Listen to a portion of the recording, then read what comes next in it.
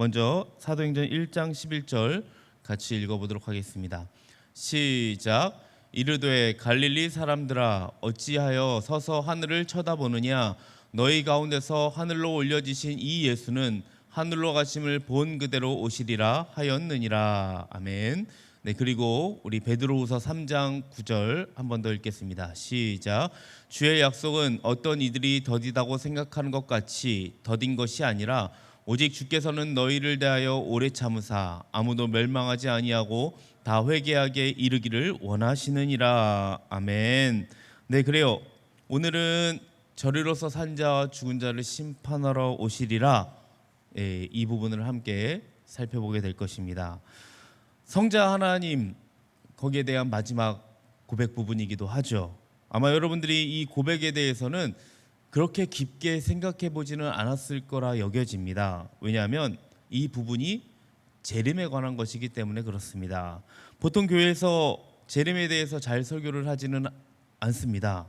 어떤 교회에서는 요한계시록 또는 재림에 관해서 설교를 한 번도 안 하는 교회가 있다고 들은 것 같습니다. 그만큼 이 재림이 굉장히 어려운 부분이기도 하고요. 많은 말들이 있고 또 다양한 의견들이 있어서 그런 것 같습니다.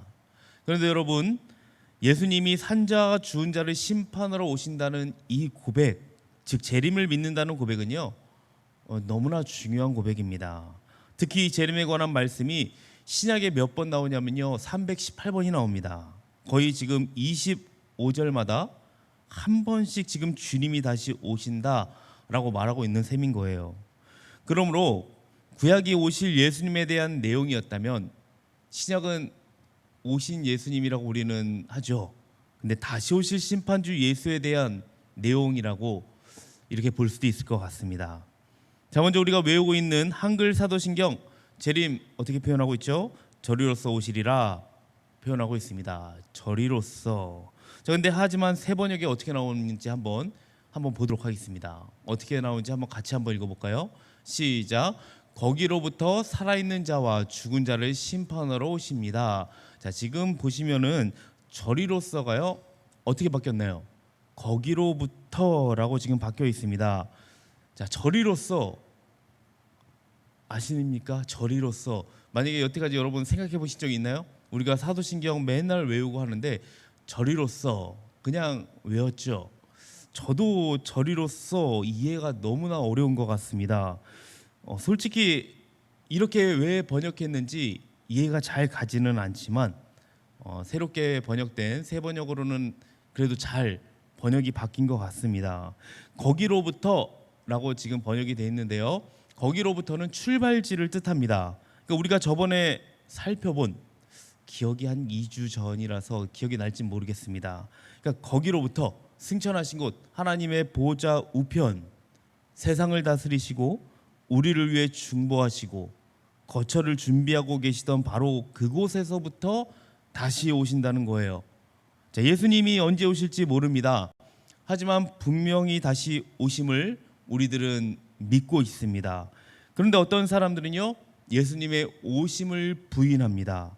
믿지 않는 사람들이야 당연히 이 재림에 대해서 뭐 생각하지 않겠죠. 뭐 예수님이 다시 오신다고 말도 안 되는 소리야 라고 하지만 믿는 사람들 중에서도요, 마치 주님이 안 오실 것처럼 살아가는 경우가 많다는 얘기입니다. 여러분들은 어떠십니까? 주님이 다시 오심을 믿고 있습니까? 아멘이죠. 네, 다 믿고 있습니다. 그래요. 저는 여기에 계신 분들이요, 주님이 다시 오실 것임을 믿는다고 저는 확신을 해요. 그런데 문제는 믿기는 하지만 마치 안 오실 것처럼 우리가 살아가고 있지는 않느냐, 이게 문제죠.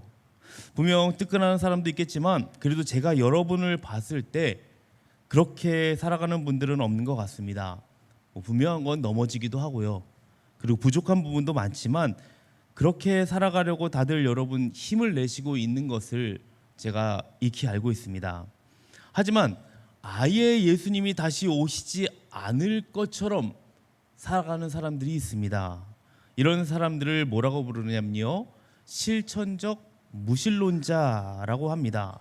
그러니까 교리적으로만 예수님을 알아가려고 하는 사람들, 이런 분들도 여기에 해당이 될 것 같기도 합니다. 매우 조심해야 합니다. 그런데 이것보다 더 심각한 문제가 있습니다. 재림의 시기를 마음대로 추정하는 사람들이 있다는 거예요. 마치 1992년 뭐가 있었죠? 예수님이 오신다는 다미선교회, 굉장히 그때 열풍이 일어났었죠. 여러분, 예수님께서 언제 다시 오실지는요, 아무도 모릅니다. 오직 하나님만 아십니다. 자, 마태복음 24장 36절에 그렇게 나오죠. 한번 같이 다시 한번 읽어보도록 하겠습니다. 시작.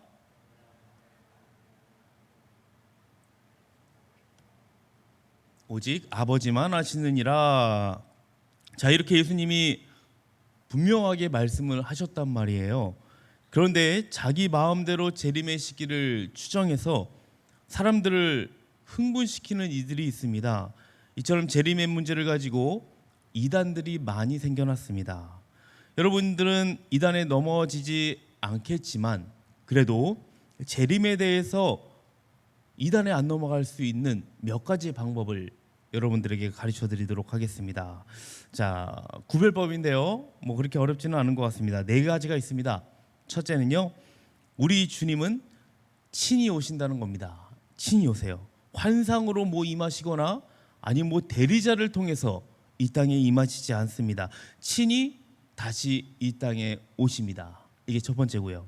두 번째로는 모든 사람이 볼 수 있게요, 단 한 번만 오십니다. 한 번. 여러 번 오시지 않으세요. 다 볼 수 있어요. 마태복음 24장 27절에 이렇게 말씀하고 있습니다. 번개가 동편에서 나서 서편까지 번쩍임 같이 인자의 임함도 그러하리라, 지금 말하고 있는데요. 이 말은요, 예수님의 오심을 누구나 다 볼 수 있다는 거예요. 전 세계 사람들이 예수님의 오심을 다 볼 수 있게 오신대요. 이게 잘 뭐 어떻게 오실지 이해는 되지 않지만 아무튼 다 볼 수 있다는 것입니다. 그리고 셋째는 승천하실 때의 그 몸을 그대로, 승천하신 몸 그대로 가지고 오신다고 합니다. 사도행전 1장 11절 나오고 있죠. 한번 같이 읽어볼까요? 시작. 이르되 갈릴리 사람들아, 어찌하여 서서 하늘을 쳐다보느냐? 너희 가운데서 하늘로 올려지신 이 예수는 하늘로 가심을 본 그대로 오시리라 하였느니라. 네, 그대로 다시 오신다고 지금 말씀하고 있습니다. 그리고 네 번째는 큰 영광 가운데 오신다고 말씀하십니다. 자, 지금 네 가지 말씀드렸는데요. 이러한 방식에서 지금 하나라도 어긋나는 것이 있다면 그것은 주의 재림이 아닙니다. 이것만 여러분이 지금 기억하고 있어도 자칭 이 재림 예수라고 하는 사람들에게는 분명하게 넘어가지는 않을 것입니다. 자신이 재림 예수라고 하는 사람들의 이 주장들이 있습니다. 하나같이 어떻게 얘기냐 하냐면요, 다 비밀리에, 자신이 비밀리에 재림했대요. 자, 이렇게 주장을 합니다. 절대 이것은 성경의 가르침에 맞지가 않죠. 또한 재림했다고 하면 뭘 해야 됩니까? 죽은 사람들 그리고 살아있는 사람들을 심판했어야 되거든요. 근데 심판이 없어요. 거기다 더 웃긴 게 있습니다. 비밀리에 재림했다고 하는 그 재림주가요, 강연하러 다닙니다. 더 웃기지 않습니까? 자, 이렇게 성경을 조금만 알아도 여러분들 속지는 않을 텐데 사람들이 신기하게 속는다는 것입니다. 왜 그럴까요? 이해가 되지가 않죠. 우리들은 당연히 이해가 되지 않습니다. 그런데 여러분, 이 거짓 영의 시이면요, 이게 굉장히 무섭습니다. 그냥 눈 뜨고 코 베이는 거예요. 그러니까 여러분 굉장히 조심하셔야 되고요. 특별히 성경에 대한 지식, 여러분이 올바른 지식을 갖추는 게 참 중요합니다. 여러분, 다시 오실 예수님, 그분의 재림의 목적이 무엇일까요? 재림의 가장 중요한 목적이 있는데요, 산자와 죽은 자를 심판하는 일이십니다. 여기서 살아있는 사람들과 죽은 사람들은 예수님께서 다시 오실 그 당시에 살아있는 사람들과 죽은 사람들을 말하는 것입니다. 그러니까 이것은 모든 사람들을 말하는 거예요. 예수님께서 다시 오실 그때 당시에 살아있는 사람만 심판하는 것이 아니라 이미 죽은 사람들도 심판하신다는 겁니다. 만약 우리가 죽을 때 예수님이 오시지 않았다. 예수님이 우리 살아있을 때 오신다면 살아있을 때 심판을 하시겠죠. 하지만 우리가 죽은 다음에 예수님 오셨다. 그럼 우리들도 당연히 다시 심판대에 서게 될 겁니다. 자, 모든 사람이 심판대 앞에 세워집니다. 그리고 각 사람의 믿음과 행위가 드러나게 하십니다. 당연히 주님을 믿지 않는 자들 그 자리에서 징벌을 받게 될 것이고, 믿는 우리들 어떻게 될 것 같습니까? 믿지 않는 사람 당연히 징벌이 있겠죠. 근데 믿는 우리들은 어떻게 됩니까? 우리도 잘못한 거에 대한 이 벌을 받을까요? 걱정이지 않습니까?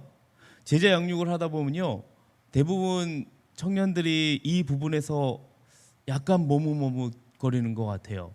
확신 있게 대답을 하지는 못하는 것 같습니다. 자, 웨스터민스터 대유리 문답, 소유리 문답은 여러분이 많이 봤을 텐데 대유리 문답이 조금 더 자세하게 나와 있습니다. 90번 한번 보도록 하겠습니다. 심판날의 의인들에게 무슨 일이 일어날 것인가? 잘 보이지 않네요. 조금 길어요. 자, 답이 뭐냐면요, 판날이 아니라 심판날입니다. 자, 제가 천천히 한번 읽어드릴게요. 여러분들이 한번 보시고 심판 바로 교정이 되네요. 자, 심판날에 의인들에게 무슨 일이 일어나는가? 악인들은 당연히 징벌을 받는다고 했어요. 심판날에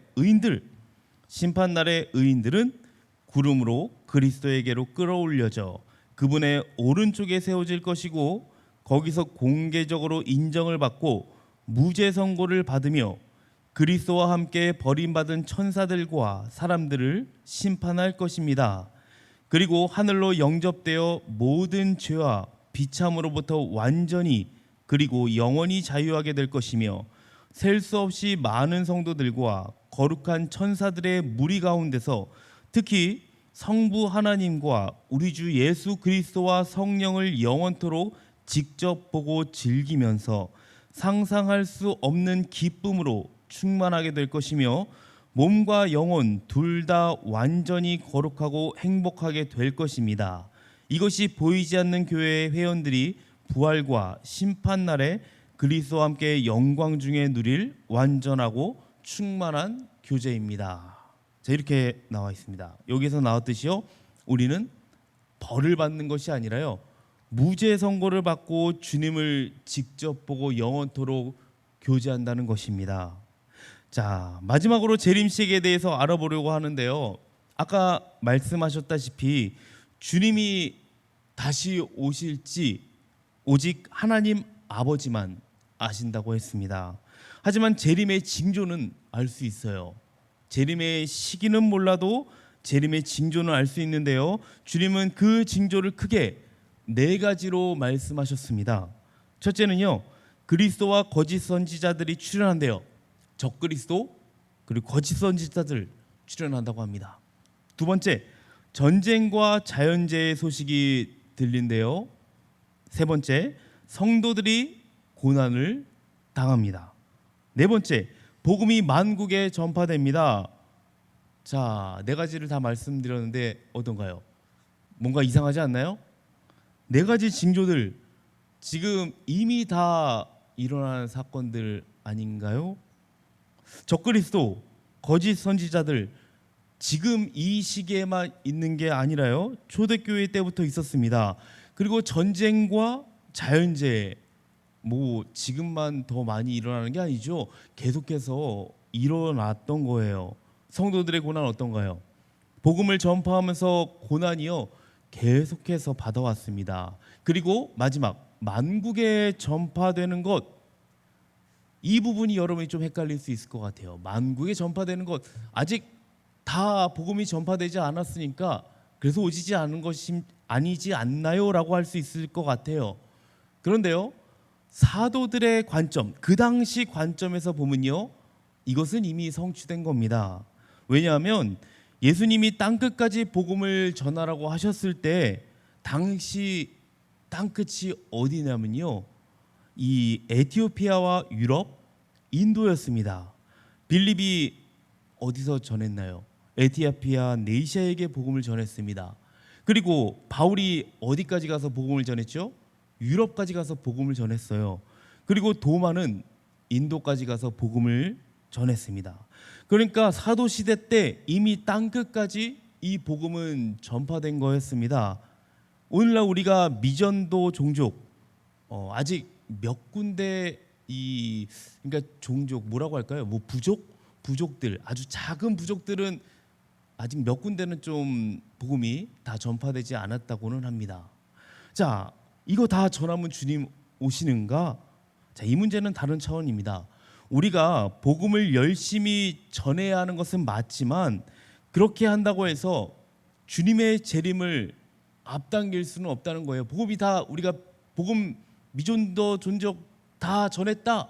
주님 오시겠지 해서 앞당길 수는 없다는 겁니다. 그렇다면 주님은 왜 이런 가늠할 수 없는 징조를 가지고 이 재림의 때를 말씀하셨을까요?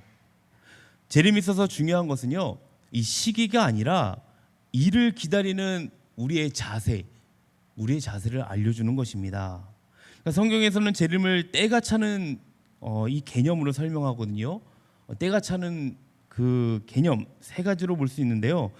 첫째는 누구도 부인하지 못할 정도로 불의와 악의 양이 가득 차는 때. 둘째는 그리스도의 남은 고난, 즉 그리스도인들이 이 땅에서 받게 되는 고난이 차는 때입니다. 그리고 마지막으로 택함을 받은 마지막 사람이 거듭나게 되는 때, 그때 주님이 재림하실 것입니다. 자, 그렇다면 2000년 동안 이 세 가지 상황을 보면 주님이 오실만 해요. 지금 이 세 가지 상황을 본다면. 근데 왜 재림이 계속 지연되고 있느냐? 그것은 오늘 우리가 함께 본문을 읽은 베드로후서 3장 9절을 봐야 알 수가 있습니다. 다시 한번 같이 한번 볼까요? 베드로후서 3장 9절 같이 한번 읽어보도록 하겠습니다. 시작. 주의 약속은 어떤 이들이 더디다고 생각하는 것 같이 더딘 것이 아니라 오직 주께서는 너희를 대하여 오래 참으사 아무도 멸망하지 아니하고 다 회개하게 이르기를 원하시느니라. 지연되는 것이 아니라요, 주님이 지금 오래 참고 계시는 것입니다. 주님의 재림은 하루도 늦거나 하루도 빠르지 않게 분명한 것은 하나님 때문에 임하실 것입니다. 자, 그럼 우리는 어떻게 이 재림을 준비해야 되는가? 이게 중요하겠죠. 주님은 재림 때 취해야 할 우리의 자세를 여러 비유를 통해서 말씀해 주셨습니다. 그 중에 열처녀의 비유, 그리고 달란트의 비유, 바테세라는 두 사람의 비유, 양과 염소의 비유, 이 네 가지가 대표적입니다. 자, 우리가 먼저 열처녀 비유와 달란트 비유, 이미 여러분이 설교에서 많이 들었기 때문에 잘 알고 있는 내용이기 때문에 간단히 말씀드리겠습니다. 먼저 열처녀 비유는요, 잘 아시다시피 신랑을 맞는 기쁜 일도 준비할 수 없다. 그러면은 그 잔치에 참여할 수 없다고 교훈하고 있습니다. 달란트 비유도 마찬가지로 받은 달란트를 이 땅에 파묻지 말고 주의 재림 때까지 부지런히 일하여서 이익을 남기는 삶을 살라고 교훈하고 있습니다. 그리고 밭에서 일하는 두 사람의 비유, 이거 어떤 교훈일까요? 이거는 여러분들이 잘 모르시는 분들도 있을 것 같기 때문에 마태복음 24장 40절에서 42절을 한번 보도록 하겠습니다. 자, 한번 이거는 여러분들이 한번 읽으면 좋을 것 같습니다. 같이 한번 여러분이 24장 40절에서 42절까지 한번 읽어보도록 하겠습니다. 시작.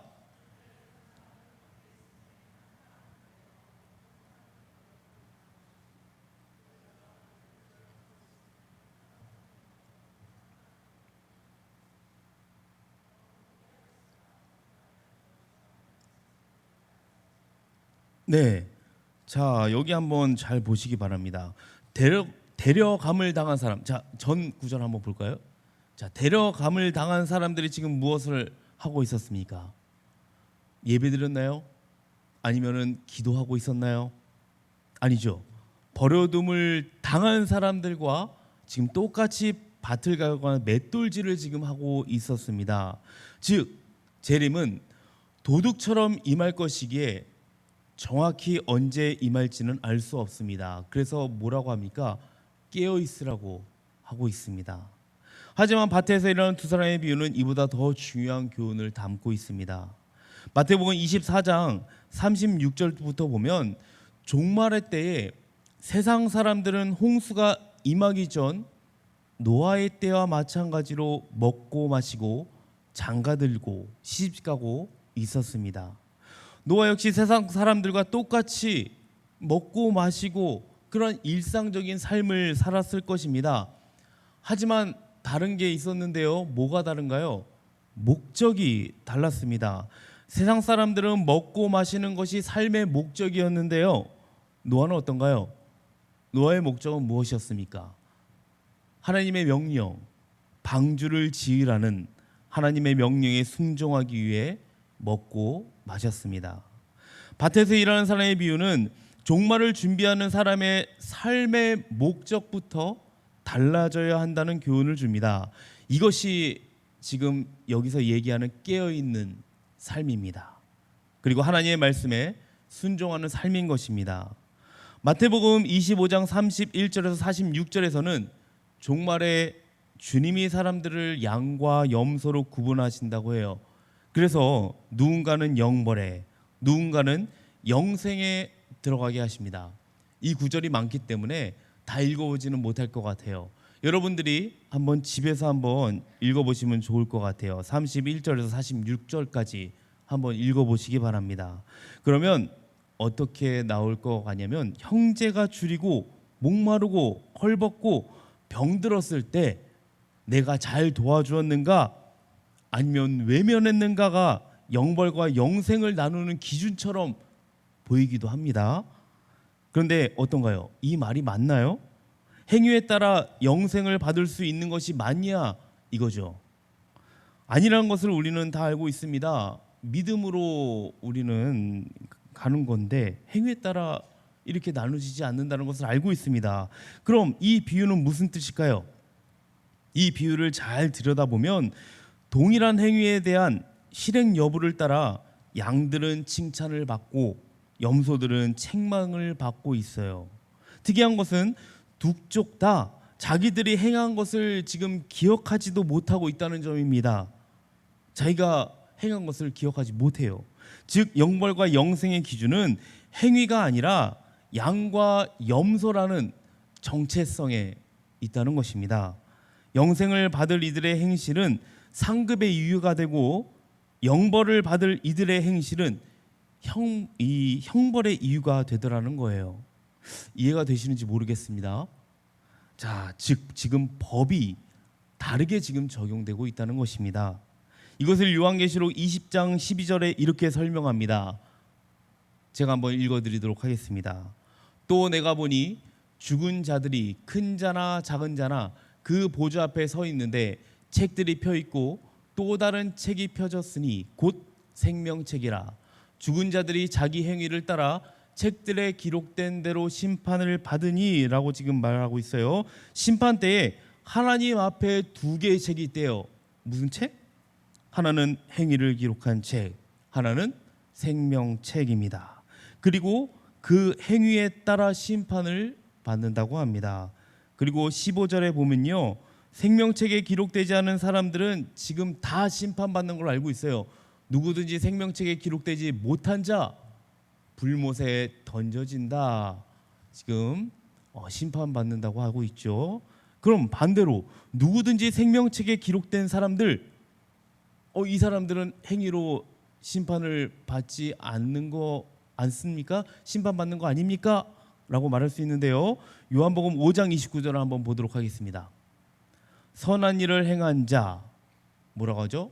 선한 일을 행한 자 생명의 부활로, 악한 일을 행한 자 심판의 부활로 나오리라.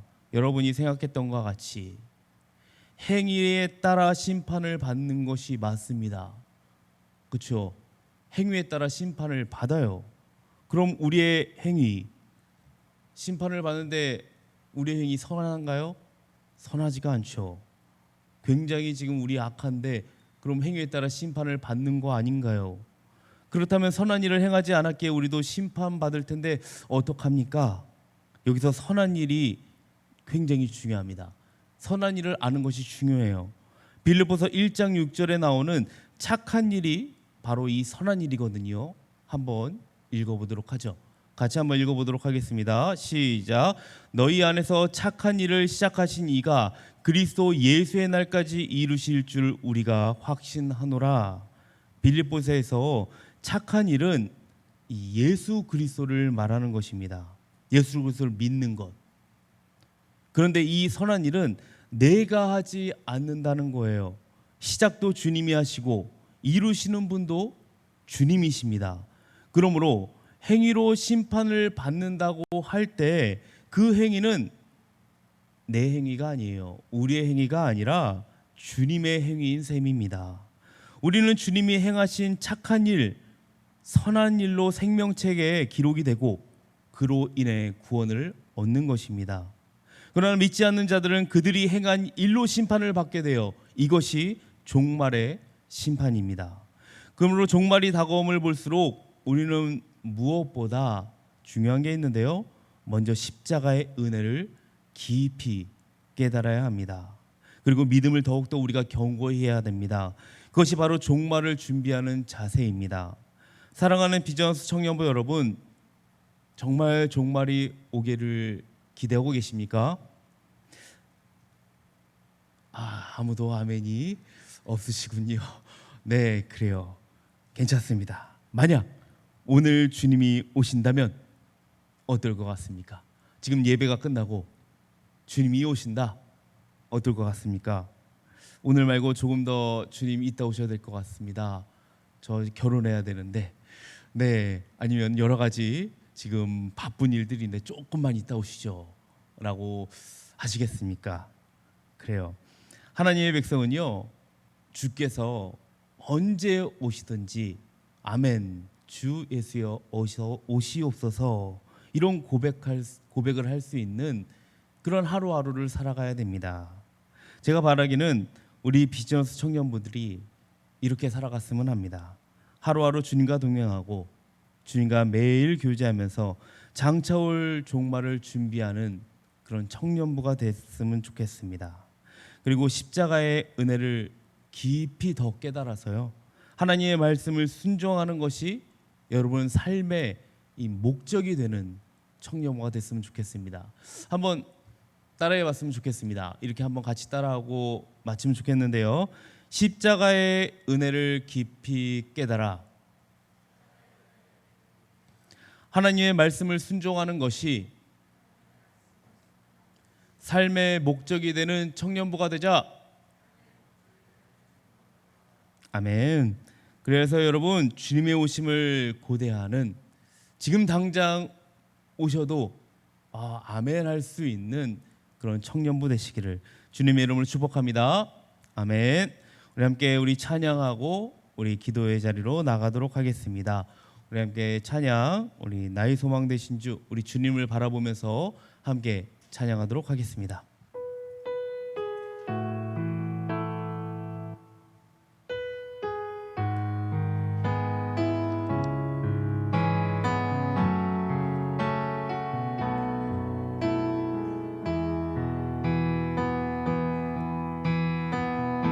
나의 소망 되신 주,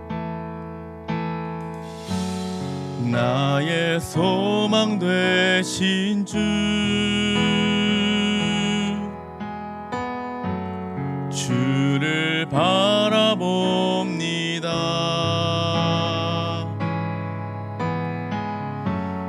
다시 오실 나의 왕 예수, 주를 기다립니다.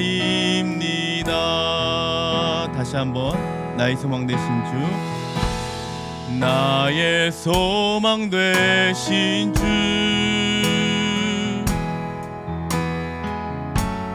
주를 기다봅니다.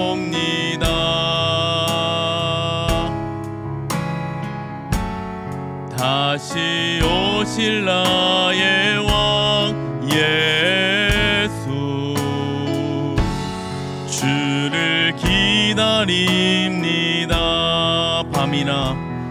밤이나 낮이나 어제나 오늘도 영원히 주만 찬양해.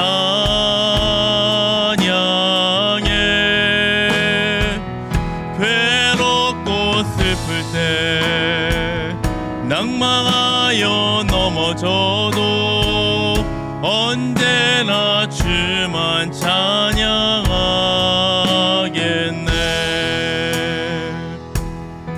처음부터 찬양합시다. 나의 소망 되신 주,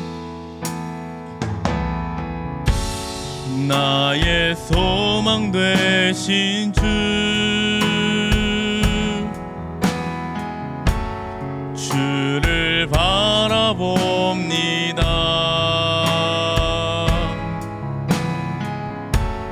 다시 오실 나의 왕 예수, 주를 기다립니다. 밤이나 낮이나 밤이나 낮이나 어제나 오늘도 영원히 주만 찬양해.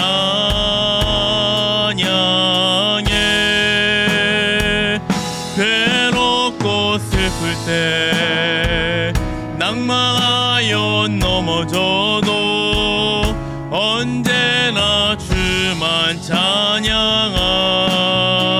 밤이나 낮이나 밤이나 낮이나 어제나 오늘도 영원히 주만 찬양해.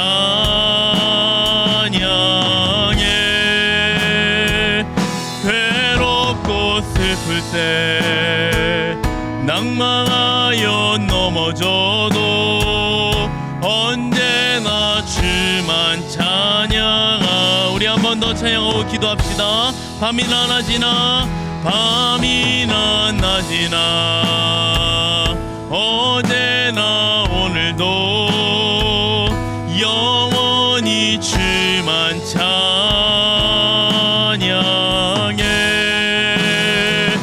괴롭고 슬플 때 낭망하여 넘어져도 언제나 주만 찬양하겠네. 이 시간 우리가 두 가지 기도 제목 갖고 기도하도록 하겠습니다. 먼저는 종말을 준비하는 자세.